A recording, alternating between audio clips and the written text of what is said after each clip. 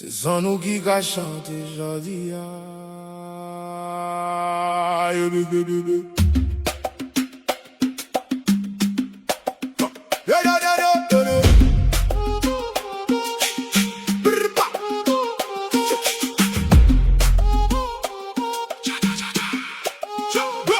t'aimais de faire même moins, yo t'ai crié moins bien son nom. Mais enfant, tu as moins des saves, moi c'est plus qui ça. Question de faire voir les mécanismes qui contribuent à l'invisibilisation, à l'invisibilité de cette histoire. Que déjà il y avait un déni, une sorte de déni, que cette histoire fait partie de l'histoire nationale, que c'est l'histoire coloniale, l'histoire de l'esclavage, de la traite. Cette hésitation dans la manière de présenter l'identité française, l'histoire française, explique en partie pourquoi cette histoire n'a pas été présente de la manière qu'elle devrait être dans les manuels scolaires, dans les programmes de tous les niveaux, collège, même primaire, collège surtout, lycée et au-delà, donc à l'université aussi. Donc il y avait tout un travail d'abord de confronter ce passé, de l'assumer et de faire en sorte que cette histoire-là soit intégrée dans la manière de présenter l'histoire nationale. Ce pas-là n'est pas juste un travail à mener par les historiens, mais comme on a vu dans la première partie du film, il y a un travail qui devrait se faire aussi au niveau de la loi. Donc la loi Taubira était un des thèmes de ce film. Quelle est la genèse de cette loi? Eh bien, c'était des luttes par les afro-descendants. Les descendants de ces personnes réduites à l'esclavage avaient mené ce combat, on va dire, depuis même la traite même. Il y avait toujours des résistances. Je peux rajouter que, en fait, nous, aux Antilles, on nous apprenait pendant longtemps, et même moi j'ai connu ça, nos ancêtres les Gaulois, et après ça, on n'avait aucun ancêtre. C'est une volonté, je dirais, de faire taire cette histoire, notre identité. On ne voulait pas, en fait, que la vérité, on va dire, se sache. Donc on restait sur des faits minimes, stricts, qu'on transmettait. Oui, il y a eu la traite, oui, certaines choses, mais on ne voulait pas réellement que tout se sache. Donc c'était une volonté venant justement à l'époque de ceux qui nous ont réduits en esclavage, et au fur et à mesure, à force de combat de tout un chacun, on a fini par accepter cette histoire, comme disait Safa, avec la loi Taubira, mais bien avant, ça a commencé bien avant, ça a été confirmé. Maintenant, ils ont rajouté peut-être plus de choses, plus ou moins, dans l'histoire, mais effectivement, c'était une volonté vraiment de cacher un peu. Il y avait aussi la honte d'avoir fait certaines choses, mais c'était, voilà, il a fallu qu'on se batte en fait pour que notre histoire soit la nôtre déjà, et non nos ancêtres les Gaulois, et aussi pour qu'on sache qu'on existe, et que les autres aussi sachent qu'on existe, et qu'on a eu cette histoire.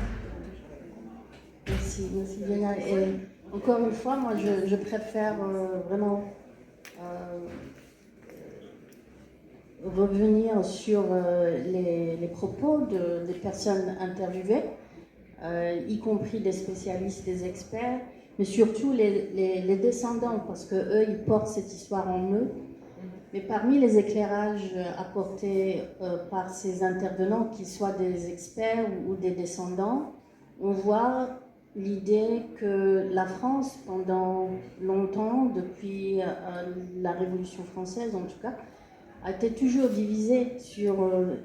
c'était toujours une image composite. Bien, l'histoire de la France à partir de ce moment-là était toujours une histoire marquée par des contradictions. Donc de la même nation, c'est à la fois une nation qui libère, mais c'est une nation qui opprime. Et donc il y a le siècle des Lumières, il y a la Révolution française, les valeurs républicaines, mais il y a aussi la colonisation, il y avait la traite, il y avait l'esclavage. Donc parmi les intervenants, il y avait Pascal Blanchard aussi, ainsi que les historiens, Gilbert Pargot notamment en Martinique, il y avait Serge Larcher et les autres aussi, qui rappellent un aspect important, en tout cas pour les îles, les Antilles, à savoir que l'histoire de l'Europe a été construite là-bas. Donc c'est toute l'histoire de ces colonies avait servi comme base de construction de ces nations modernes, d'une certaine modernité en tout cas, politique, économique, sociale.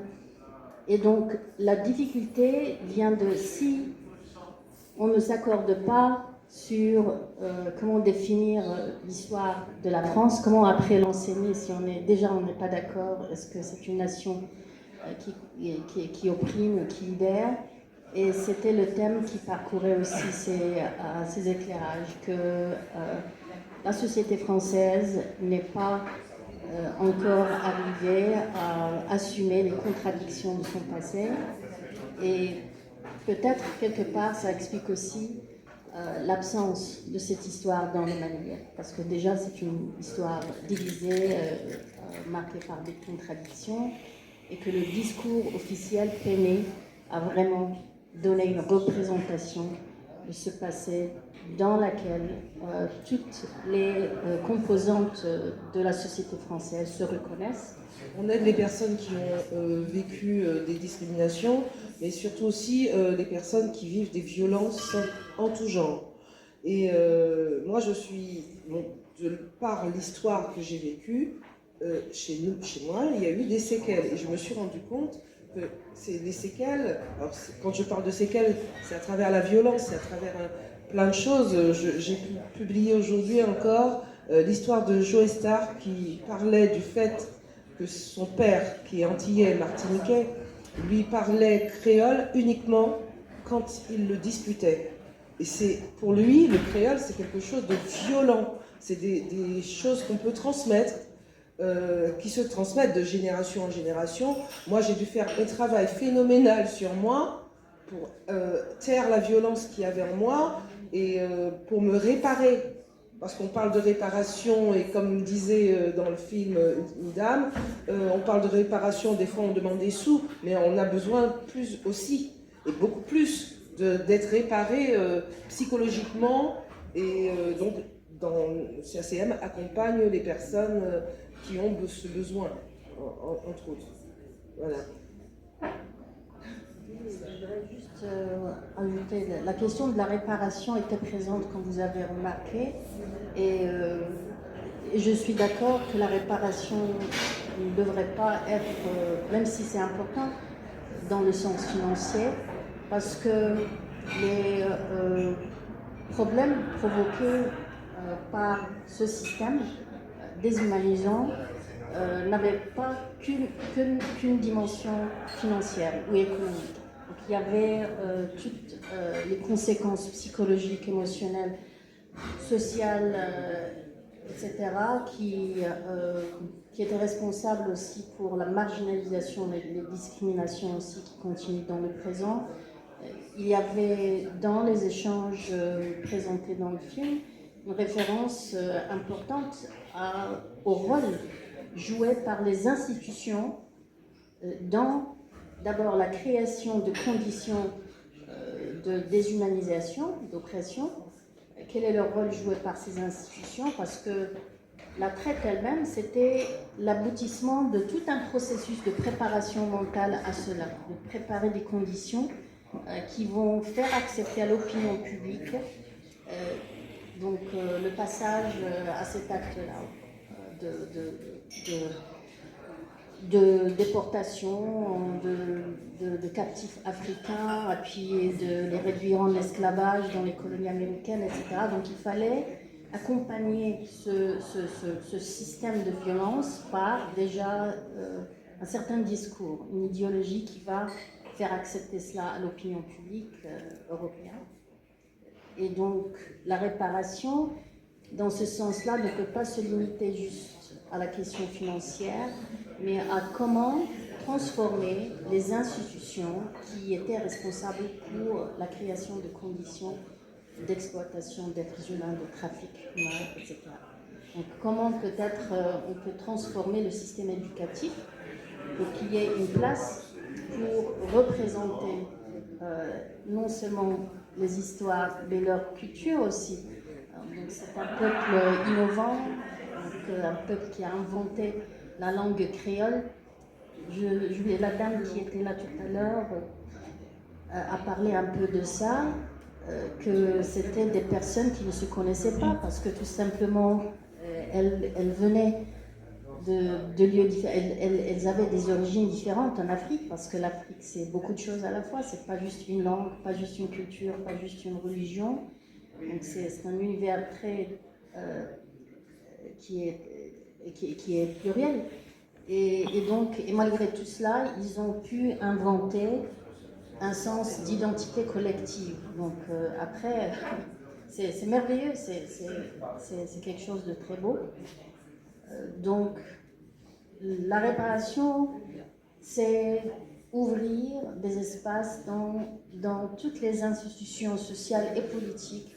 Donc on a vu la loi Taubira avait ouvert un chemin qui pourrait permettre non seulement aux descendants, mais à toute la société, d'avoir un vocabulaire qui permet de décrire, de transmettre, de représenter l'identité, la culture, l'histoire, mais aussi des visions de l'avenir du côté de ces communautés héritières de cette histoire.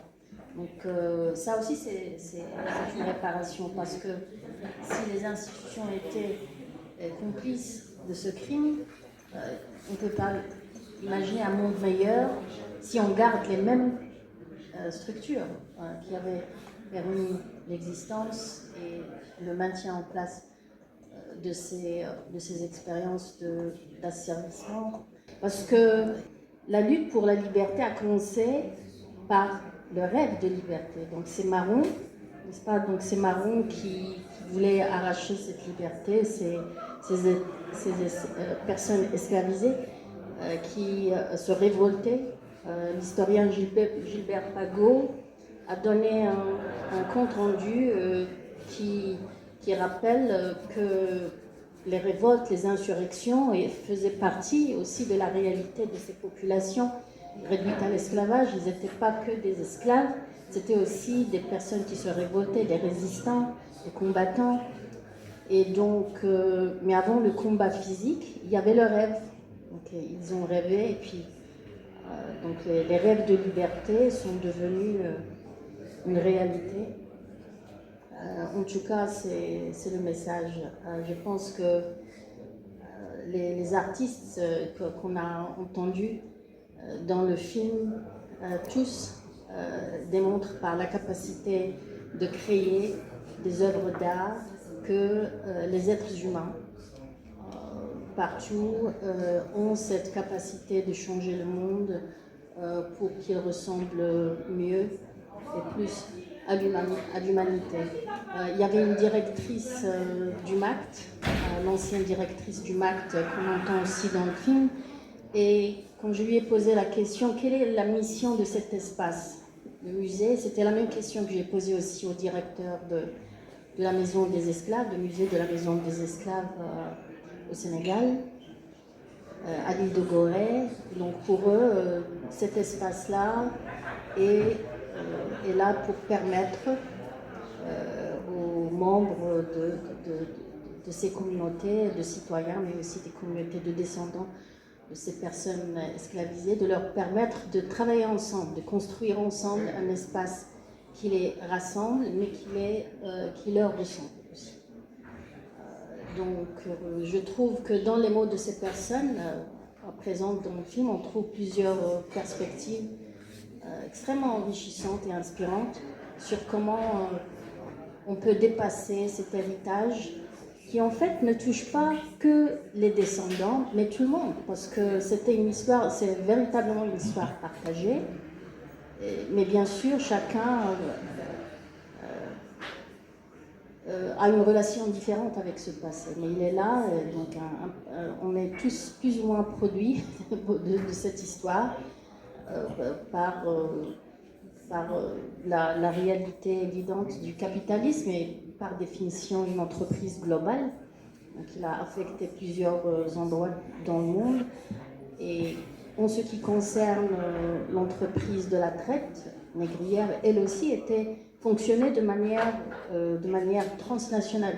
Donc des nations européennes donc travaillaient ensemble pour mettre en place et pour maintenir en place ce système d'asservissement, de trafic humain. Donc il fallait que plusieurs nations collaborent de manière systématique, organisée, pour que... donc on est tous finalement des produits de cette histoire. Et donc pour la dépasser, là aussi, je pense que ces artistes proposent qu'il faudrait imaginer des manières d'être qui rassemblent l'humanité comme moyen de dépassement des séquelles, des blessures. Quel message pour la jeunesse? Eh bien, je préfère peut-être répéter ce que c'était la voix, c'était en voix off d'une grande actrice sénégalaise. Vous vous souvenez, la dame âgée voilà. Donc, elle s'appelle Younoussey. Elle m'a fait l'honneur de poser pour moi devant l'Atlantique. Et donc, c'est sa voix qu'on entend vers la fin. Il faut rêver. Voilà le message.